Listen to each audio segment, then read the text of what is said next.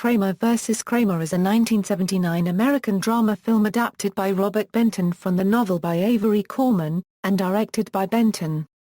The film tells the story of a married couple's divorce and its impact on everyone involved, including the couple's young son. It received 5 Academy Awards in 1980 in the categories of Best Picture, Best Director, Best Adapted Screenplay, Best Actor, and Best Supporting Actress. Plot: Ted Kramer is a workaholic advertising executive who has just been assigned a new and very important account. Ted arrives home and shares the good news with his wife Joanna only to find that she is leaving him. Saying that she needs to find herself, she leaves Ted to raise their son Billy by himself.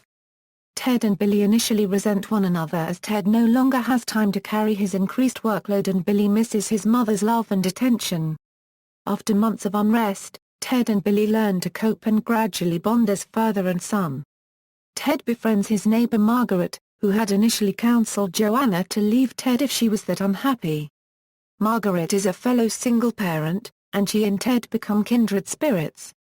One day, as the two sit in the park watching their children play, Billy falls off the jungle gym, severely cutting his face. Ted sprints several blocks through oncoming traffic carrying Billy to the hospital, where he comforts his son during treatment. 15 months after she walked out, Joanna returns to New York to claim Billy, and a custody battle ensues. During the custody hearing, both Ted and Joanna are unprepared for the brutal character assassinations that their lawyers unleash on the other. Margaret is forced to testify that she had advised an unhappy Joanna to leave Ted, though she also attempts to tell Joanna on the stand that her husband has profoundly changed. Eventually, the damaging facts that Ted was fired because of his conflicting parental responsibilities, forcing him to take a lower-paid job, come out in court, as do the details of Billy's accident. The court awards custody to Joanna, a decision mostly based on the assumption that a child is best raised by his mother. Ted discusses appealing the case, but his lawyer warns that Billy himself would have to take the stand in the resulting trial. Ted cannot bear the thought of submitting his child to such an ordeal and decides not to contest custody. On the morning that Billy is to move in with Joanna, Ted and Billy make breakfast together, mirroring the meal that Ted tried to cook the first morning after Joanna left. They share a tender hug knowing that this is their last daily breakfast together. Joanna calls on the intercom, asking Ted to come down to the lobby. She tells Ted how much she loves and wants Billy, but she knows his true home is with Ted. She will therefore not take him. As she enters the elevator to go and talk to Billy, she asks her ex-husband, "How do I look?" The movie ends with the elevator doors closing on the emotional Joanna, right after Ted answers, "You look terrific."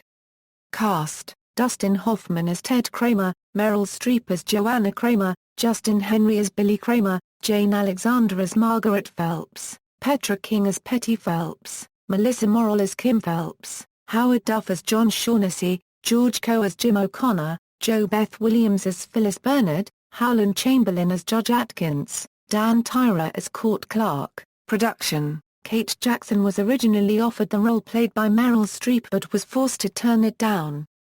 At the time, Jackson was appearing in the TV series Charlie's Angels, and producer Aaron Spelling told her that they were unable to rearrange the shooting schedule to give her time off to do the film.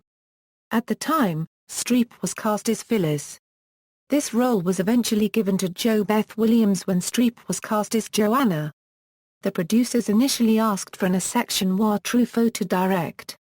In fact, cinematographer Na copyrights Andros, a collaborator on numerous Truffaut films, had already been hired with the expectation that Truffaut would helm the film. Truffaut seriously considered it, but in the end too busy with his own projects, turned it down and suggested screenwriter Robert Benton direct it himself. Reception: The film received positive reviews from critics. It holds an 88% approval rating on review aggregator Rotten Tomatoes, with an average score of 7.9/10. The consensus reads, "The divorce subject isn't as shocking, but the film is still a thoughtful, well-acted drama that resists the urge to take sides or give easy answers." Roger Ebert of the Chicago Sun-Times gave the film 4 stars, giving praise to Benton's screenplay, His characters aren't just talking to each other, they're revealing things about themselves and can sometimes be seen in the act of learning about their own motives. That's what makes Kramer vs. Kramer such a touching film. We get the feeling at times that personalities are changing and decisions are being made even as we watch them. Cultural impact. Kramer vs. Kramer reflected a cultural shift which occurred during the 1970s, when ideas about motherhood and fatherhood were changing. The film was widely praised for the way in which it gave equal weight and importance to both Joanna and Ted's points of view. Awards and nominations. The film won 5 Oscars, another 31 wins and 15 nominations. American Film Institute lists, AFI's 100 years. 100 movies, nominated, AFI's 100 years. 100 movies, nominated, AFI's 10 Top 10 Number 3 Courtroom Drama, Adaptation. In 1995, Kramer vs. Kramer was remade in India as a Kale Hama Kale Tum, starring Aamir Khan and Manisha Koirala. See also, Kramer vs. Kramer, Kenny to Cosmo, trial film, references.